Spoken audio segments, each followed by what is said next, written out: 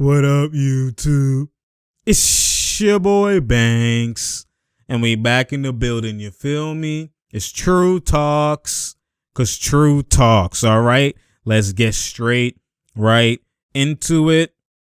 So you already know, man, obviously, we gonna dive into something that, I've been seeing a narrative going around, and I've been seeing people not understanding what the real context is and why this is happening, right? And if you've seen the title, you already know Steph Curry right now. Steph Curry, because people are focusing on percentages. And again, the percentages don't mean he's not the greatest shooter of all time. You already know he holds the record. Even without the record, he always was the greatest shooter of all time. Because it's not just about the percentages. Percentages play a part. They do, especially from three. His percentages were reckless. But the types of shots he shoots, the makes, like all of that context in it. He's like a shot creator from the midi, but he's doing it from three. And he's doing it from almost half. And like, that already in itself is different and makes him the greatest shooter of all time. He expanded and changed the game, and he just took everything to a new height. So he definitely, like, without the percentages, even if he shot 20% for his career, he would still be the greatest shooter of all time. Maybe not, but he still would, some type of shooting, acknowledgement he would have. So maybe not the greatest shooter of all time because that would affect his numbers. But regardless, like, the point is you can't overreact to him having 41% on the season, which is atrocious, by the way, from the field. 41% from the field is anus, but 41% from the three is elite, hella elite. So understand that, right?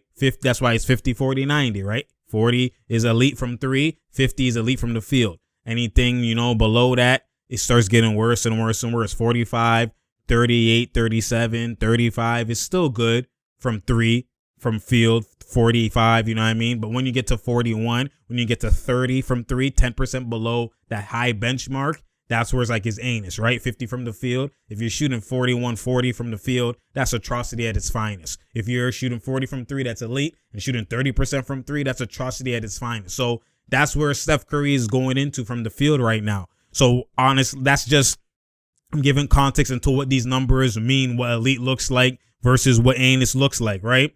And I don't just focus on the numbers, but ignoring them fully is where I'm not going to do that. I don't do that. You know what I'm saying? Because we acknowledge them when they're positive, when they're in the right way. We can't ignore them when they're fugazi, right? The same thing when Tatum was shooting horrendous percentages. I'm like, dog, come on, Tatum. It's not the first thing I look at because, again, I don't take it as far as people take it. Just because you're shooting bad percentages, it doesn't mean you're trash and you're fugazi and you're weak and he's not even nice. He only shoots 41% from, like, I don't go to that extent.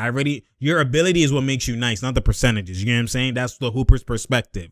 But then now when you add the field goals and you understand the efficiency, that's why KD is God tier, because the efficiency and the ability is just next level, right? Then you add the fact that some guys have the ability, like Tatum originally having the ability, but shooting 42% from the field because, some types of ill-advised shots sometimes, not being aggressive in terms of attacking the paint and stuff like that. You're kind of like, it doesn't make him that he's not elite anymore. He's not an all-star anymore. But now you're like, okay, Tatum, we got to fix certain things. Just that's what you dive. That's what the percentages mean. That's what the hoopers look at it as. They look at it as, okay, you know what? I shoot 3 for 10 from the field right in this spot. You know what I mean? I got to improve. That's 30%. That's fugazi. Like, the basic stats are always something that is going to be, advantageous to the hooper to improving their game, and just looking at it because you're literally using the basic stat. You're not finessing. You're not manipulating. You're not doing math and combinations and whatever. You're actually just looking what it is. You shot 3 for 10. You shot 2 for 10. You shot 5 for 10. You shot 2 for 3. Like, you're actually recording what you did.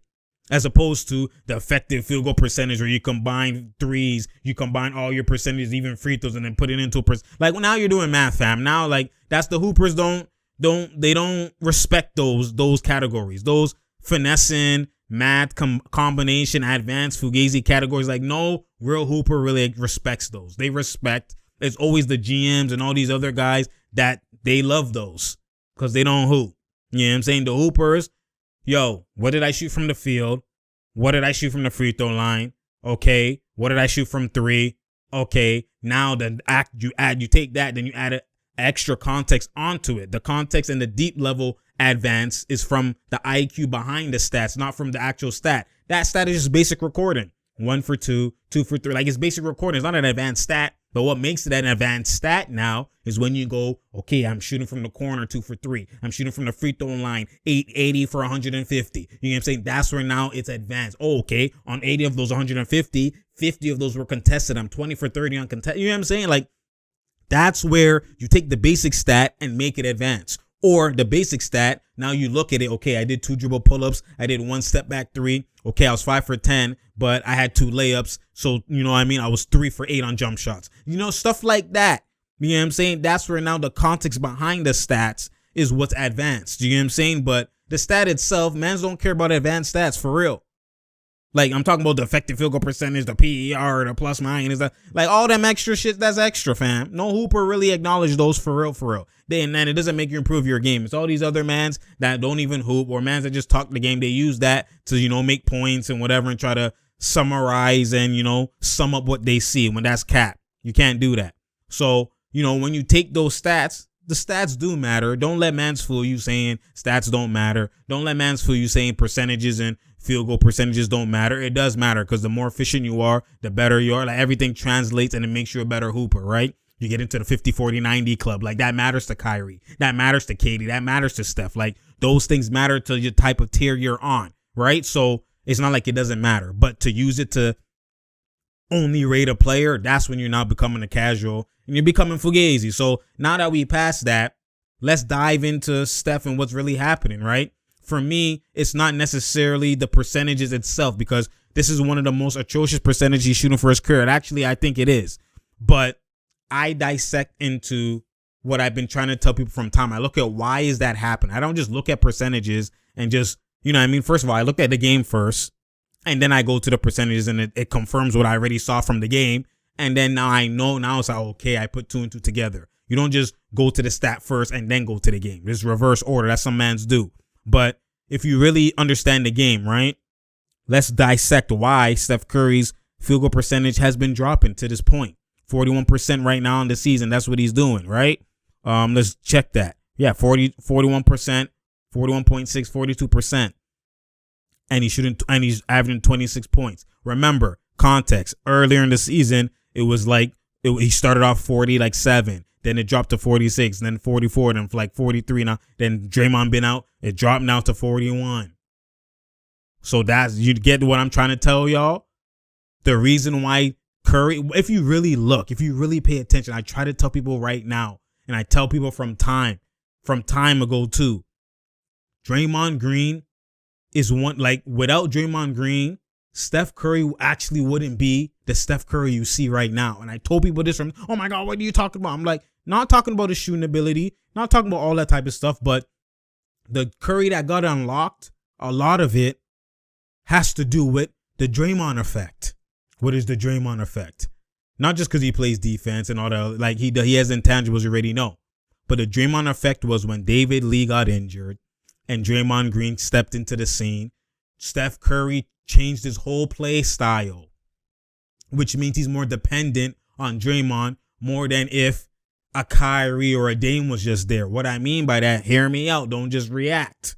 What I mean by that is Dame and Kyrie, they can play off the ball in terms of just catch, get it, and going, like, they're going to ISO more. If you put them as a shooting guard, they're going to play like a shooting guard. Like you see that Kyrie with the Nets, meaning I'm going to ball handle and when I get it, I'm in a shooting guard. Kobe, get into my bag just to create a shot. Like I'm going to play like a Devin Booker, true shooting guard position. That's what Kyrie's playing right now. But when I'm at the 1, I'm not going to play like a Klay Thompson where I'm coming off screens and I'm not really ball handling. I'm playing like a Reggie Miller. That's what Steph Curry transitioned to. If you look at Steph Curry's game when he first came into the league, he played traditional PG, which was I bring up the ball, I run the PNR, and I make decisions off the PNR. Like how you see Trae Young doing right now, how you see Luka doing, how you see James Harden doing, how you see a lot of these, some of these point guards doing, right? Dame, when he was, that's what I mean. Dame, when Kyrie was in Boston, that's what he was doing, right? So that's playing the traditional PG. I'm the decision maker. I run these actions. Chris Paul, like that's what you've seen Steph Curry doing before. And he was doing that traditional PG. He was always averaging 22 points, 23 points, 21. Like that's what he was doing, right? If you look, he first came in the league doing that. He was 17, 18, 14, 23, 24, 23. Then when he snapped and went to 30, that's when the Draymond changed. That's when the Steve Kerr play style system came in, and Draymond at the forefront of the ball handling came in, and that's when Draymond started leading the team in assists. Not Curry no more, because Curry's playing as a scorer. He's playing off the ball, relocating, coming off pin downs, coming off down screens. He's playing off the ball. He's playing like a Rip Hamilton, Reggie Miller, but shot creating version of it. That's what he transitioned his game into. Him and Clay are doing the same actions and constant, and Draymond's at the top telling mans to go, and he's diamond. Not only that, he's handing off, setting elite screens. Like this Draymond personnel integrated unlocks Steph Curry to now get the 30 points per game, get the MVP, 25.20, you know what I'm saying? 32 like you saw last year again. Like that Draymond insertion took Steph Curry to a whole new level. Doesn't mean he don't ball handle ever. No, that's not what I'm saying. But majority of the times, if you look at their actions, it's Draymond facilitating, which is why you see he leads assists for the team. He's been doing that for the last couple of years, right? So when you look into that and you dive into that, assess when Draymond is out, when Draymond is out, because remember, Steph Curry was shooting like 45%-ish. Then you take out Draymond, skyrocket down. If you go look, actually just pay attention, man. Because when Draymond is not there, it's not the same IQ that's giving him off the relocate and just using IQ, hit it. Like it's not like that chemistry, that dynamic they have is night and day compared to a regular role player or a regular man. Like they'll still hit him, but it's just different when it's with Draymond and Curry. You know what I'm saying? It's just a different chemistry and continuity that they actually operate on. So when you look at it from that perspective, let's actually dissect. And this is only a 1-2 game off because there's, I think, 2 games that Draymond actually was playing that's in there in my calculation. But for the most part, if you look at it, when Steph Curry played this season, when Steph Curry plays without Draymond, you know what I'm saying? He actually is averaging 21 points and he's shooting 36% from the field and 30% from 3. That's what he's doing. And he's averaging 7 assists, right? His assist is higher. He's shooting horrendous because now you could double. He's being more of a PG. So when Draymond's not there, he transitions slowly to like, he still does the off relocate and whatever, but his shots and everything become more difficult. He has to do more off the ball handling, off the one-on-one, off the like, you know what I mean? Off the dribble, more so when he's getting a lot of catch and shoots when Draymond is there because he's relocated, and then off the catch he does it, passes it, relocate to Draymond, hits him in the corner, pump fake one. Like it's just an ease of buckets that he gets when he plays with Dre as if when he doesn't play with Dre. And when you look at that, that's why I was always saying like it's not a knock on Steph, but it's just a realization and just reality, like just being real. If you look, Steph is one of the biggest system players. If you want to actually look at it, doesn't mean he can't play outside the system. But what I mean is the system maximizes him to the utmost high. You know what I'm saying? That system maximizes him to the highest point, the highest form, recklessly, versus when he's in a different system. Where you look at KD, that's why you can't say KD's a system player, or even Kyrie. Kyrie is going to be the same wherever he goes, no matter what system. And even if he gets maximized in a certain scenario, it's not drastically different from him playing as a 2 guard or him playing as, he's still like him last year with the 3 and without playing as a 2 guard. You know what I mean? He averaged 27, 50, 40, 90. You know what I'm saying? And him playing as a PG, you've seen him average 27 before. But with Steph, he averaged 22, 23 playing PG. But when he goes off the ball more, 32 points per game. Like, it's exponentially greater. Same why you see, Houston, James Harden, Houston, he's actually, you can see why he's more of a system player, but you can't really say it because he can still snap outside the system. Like you saw last year with the Nets. Outside the Houston system, he still was snapping. When they tried to say Kawhi was a system player, you seen him with Toronto, he snapped. Clippers, he snapped. Debunked. But people don't pay attention to it and they don't really understand it because they're not really but Steph is, when that system changed, that made that he was out of here. He was out of here. And when you remove that system or you remove the Draymond, it's regular schmegler. This is the percentages you get. Like I said, now you go outside of that. And like I said, again, 1-2 of the percentages are off, but it's not going to be far off. Maybe like at worst 3%, maybe like 39% without Draymond. Because there's 2 games that he shot bad that Draymond was there. That's in this, calculation that I have. But you know what I mean? It is what it is. I was being too lazy. But you get the drift of what I'm saying. Then when Draymond is actually there, Steph Curry is averaging 28 points per game. His assists dropped to 6 assists. So you can see 5.9 from 6.9. Like I said, that shows you he's off the ball more. And then his percentages for this year, it goes up to 44%. His 3 goes up to 40%. Look at the difference. Look at the difference. That's what? 8% different in field goal percentages? That almost 10%? That's a drastic difference. And that tells you, like, Draymond is the root of everything for Steph Curry. And people don't understand that. He's actually the most valuable player. And I don't wish this on. I wish that if, like, you're seeing it right now, him play without Draymond, right? And you've seen it even a couple of times last year when Draymond wasn't there, he struggled. And when Draymond came back, boom, he went out the gates again. And it's like people don't really get it. And they think that, like, I'm discrediting Steph, but I'm just really assessing everything to its realest form, to its purest form, meaning no biases, no cappery, nothing. You assess everything. You just being authentic. That's what I stand on, being authentic about the game. That, like, I love the game so much I can't cap. It's not in my blood to just cap about the game. Like, knowing that the truth, especially when you see it from this type of lens and with a trained eye, knowing the truth and then just deciding to be like, oh, I love this player, so I'm gonna just lie. I don't do that. The game and the realness of the game and the reality of the game, it tells me who is elite. So when I'm thinking of this guy as elite and I'm like, I love this player, it's not because I just love this player. It's the footage that makes me love the player. The game told me to love this player. You get what I'm saying? I don't cap. So when you look at it, like, man, it's just, again, Steph still has the ability. Steph is still elite. Nothing takes away from that in itself. But you have to understand the impact that Draymond really plays on Steph Curry. And it's not said enough. Draymond goes on, oh my God, he can't shoot. Look at the decision. They try to kill Draymond a lot of the times. But when you really look at Draymond, I wouldn't say that Draymond was just a walking around all-star. Like, I was against that, him just being an all-star just because he had those numbers on a winning team. But I wasn't too mad at it because I understand the real impact that he has on the winning team.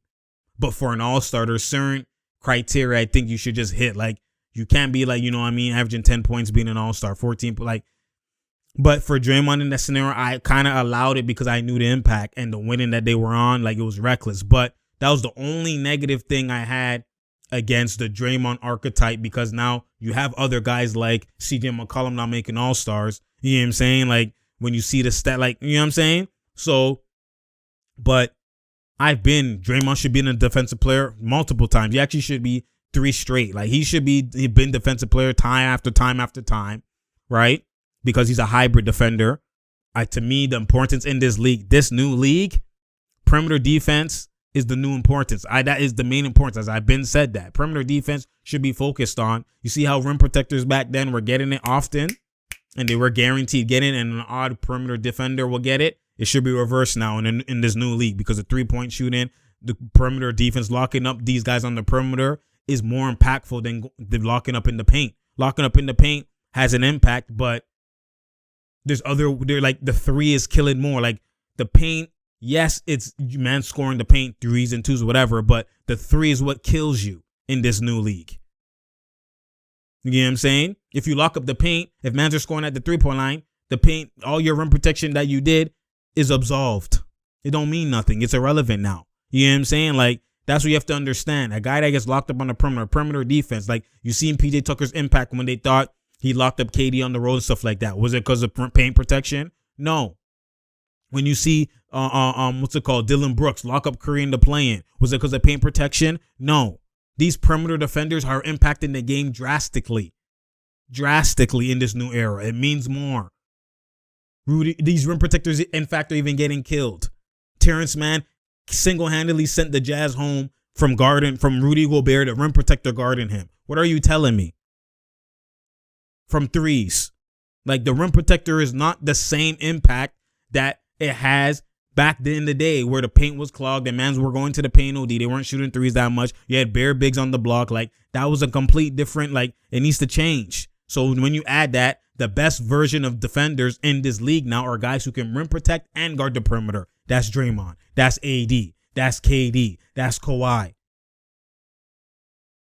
They try to put Giannis in that boat. No, Giannis is more of a rim protector, chase downs and help sides. But those hybrid defend Bam Adebayo, those guys like that, those hybrid defenders are the ones. They should be winning defensive player of the year. And if not the hybrid, then the perimeter defenders, the Jimmy Butlers, the Kawhis, the Thibulls, the Ben Simmons. You know what I'm saying? Anyways, that's just I went on a tangent, but the point is Draymond's impact defensively, his impact offensively unlocks Steph Curry to a whole new echelon than he would actually be if he didn't have that component. And you saw it and you see it time and time again. Without Draymond, Steph Curry looks very regular. It doesn't mean he's not going to have games where he snaps and he's killing. That's more so like if they actually lock in, okay, we're not going to play drop coverage. We're going to focus on this guy. Dillon Brooks guard him all the way. Draymond is what helps and unlocks that, because now you can play off the ball, you can run around, and Draymond reads it so well and gives him the assist off that. Not only that, the Draymond screens and knowing when to slide, and then it's just different. It's just different. So I'm someone who's I'm on that.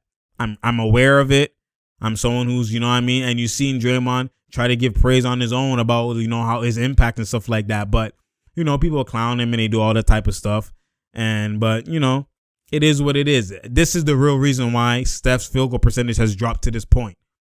It's the real reason. And then on top of that, the fact that he doesn't really ISO often. He ISOs mismatches. He ISOs advantageous situations. He's not like Kyrie, where his primary defender is just going to kill him one-on-one all day, every day. Dame even does that. A lot of these point guards do that. Steph kind of plays more off the ball. So then sometimes if you're switching everything, or that guy's doing a box and one and you're just following him like Van Vliet did, you know what I'm saying? Dillon Brooks be doing, and some of these guys be doing, you could hone on him because you just switch everything, or you force the other guys to score.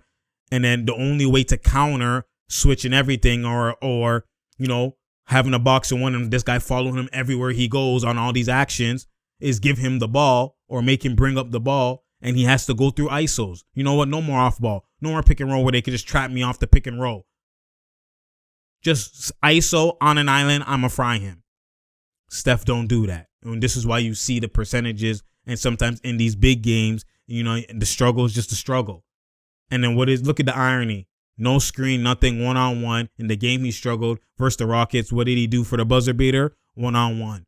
That's what I try to tell people, man. It's about an island. Sometimes you have to put them on Gilligan's Island. You have to put him there, and I'm going to fry him. Please don't try him. That's what you got to do. I'm trying to tell, man. I'm trying to, man, give that hands that IQ. That's what I do. But anyways, true talks, because true talks. Share, like, and subscribe. We out here. There's no doubt here. There's no drought here. You feel me? I appreciate y'all. You already know. Spread the word. Again, man, just, click the link below. Follow my IG and follow my social media and all my other platforms as well. Spread the word. Tell a friend to tell a friend to tell a friend. And don't forget to click that notification button so you know when I'm here, because I'm here. You feel me? I appreciate y'all. You already know. It's what elite looks like, man, dog. Don't let media fool you with anything. Don't, come here for that real IQ. We debunk all the cappery. All the cappery. My goodness. It's what elite looks like. You feel me? And I'm out, man.